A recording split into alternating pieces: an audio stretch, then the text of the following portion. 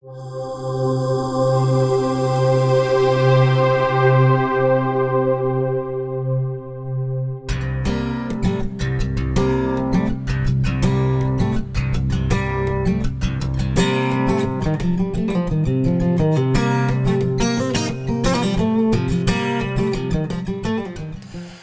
le panoramique est une technique à la fois très simple et truffée de pièges. Il peut se définir comme un mouvement de la caméra partant d'un point A pour se diriger vers un point B. Il vaut mieux réaliser ce mouvement avec un trépied, à noter que les pros utilisent souvent l'abréviation panneau. La première difficulté du panoramique, avec ou sans trépied, est de donner de l'intérêt à ce mouvement de caméra du point de départ jusqu'au point d'arrivée. Il importe de respecter ce petit principe, sinon on obtient tout simplement une scène qui manque de tonus. Deux exemples.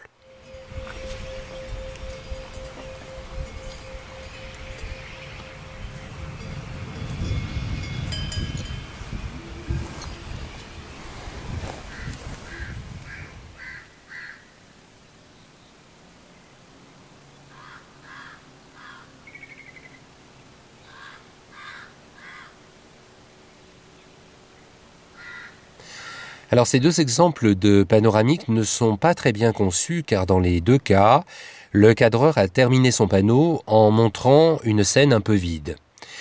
Pour éviter cet écueil, la solution que recommandent les cadreurs professionnels est de partir d'un sujet intéressant pour aller vers un sujet encore plus intéressant. Une fois ce principe bien assimilé, on a toutes les chances de réussir son panoramique. Démonstration.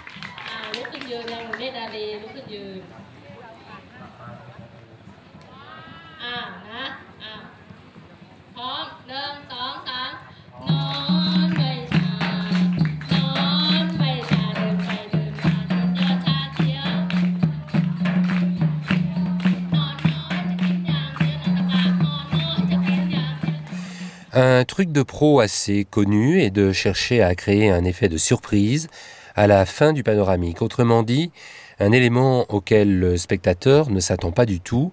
Voici deux exemples caractéristiques.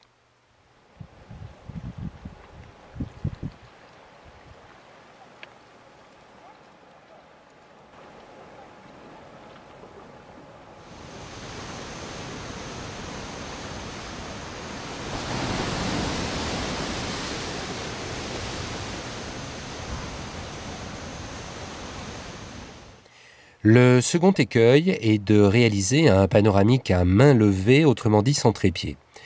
Dans ce cas, il est difficile d'effectuer un mouvement régulier car le caméraman tient souvent le caméscope à bout de bras. De plus, le corps et les pieds ont tendance à bouger, ce qui nuit à la régularité du panoramique. En voici de brèves illustrations.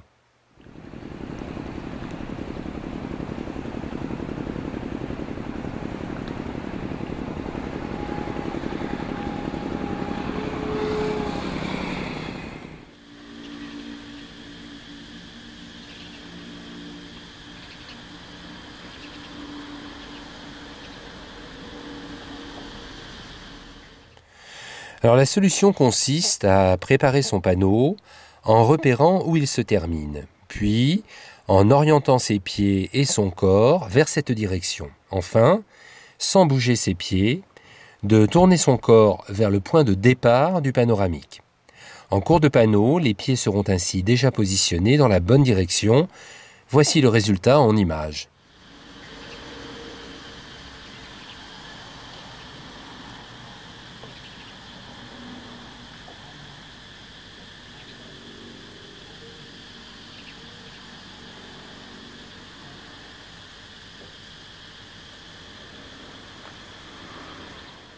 Le panoramique peut aussi se réaliser sur trépied.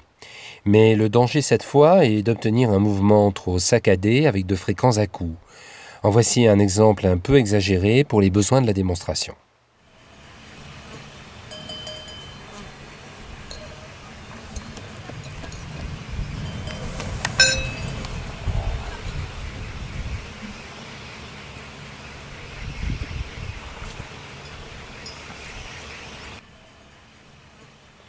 Les solutions consistent à disposer d'une rotule à friction suffisamment souple ou d'une tête fluide et de bien contrôler le degré de friction de la rotule.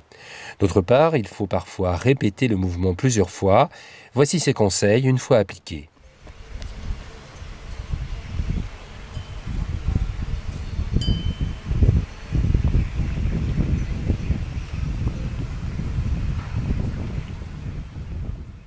Disposer d'une tête souple, refaire plusieurs essais, c'est très bien, mais ça ne suffit pas à confectionner un bon panoramique. Il faut aussi que la vitesse du panneau soit adaptée à la situation, à savoir ni trop rapide, ni trop lente.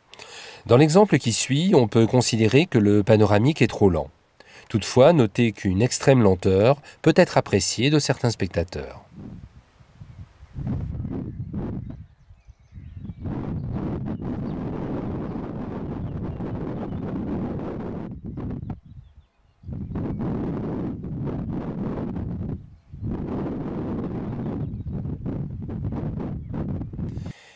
Il existe toute une gamme de panoramiques qu'on peut qualifier d'imaginatifs.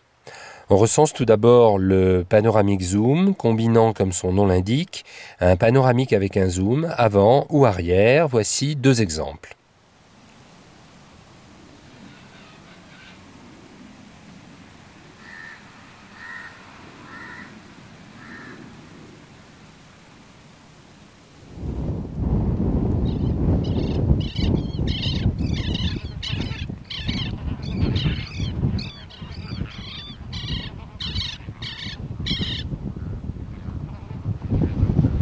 Plus classique, on trouve aussi le panoramique vertical, ascendant ou descendant, qui doit toutefois se justifier par la nature même de la scène.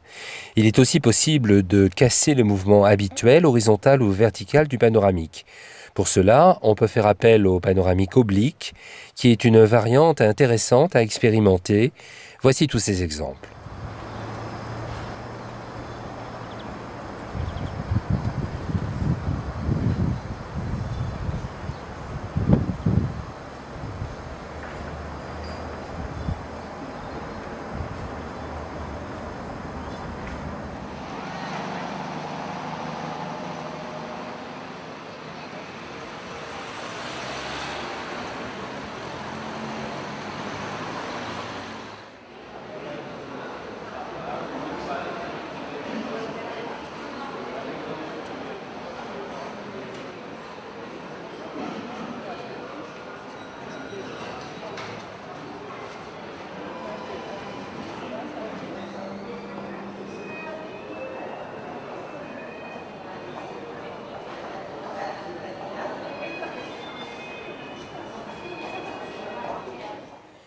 Procédé très utilisé au cinéma, un panoramique peut aussi vous aider à leurrer le spectateur.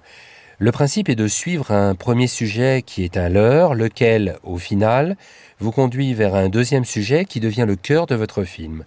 Deux exemples.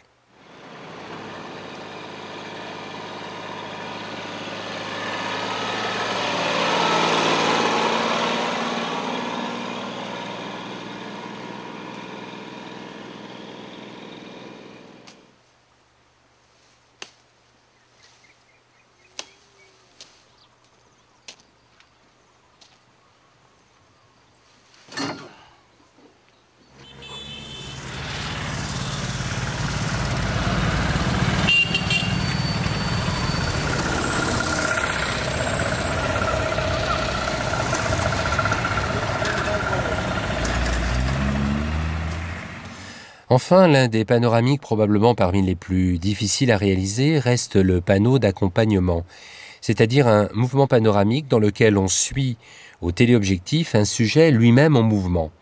La difficulté, c'est de conserver correctement le sujet dans le cadre.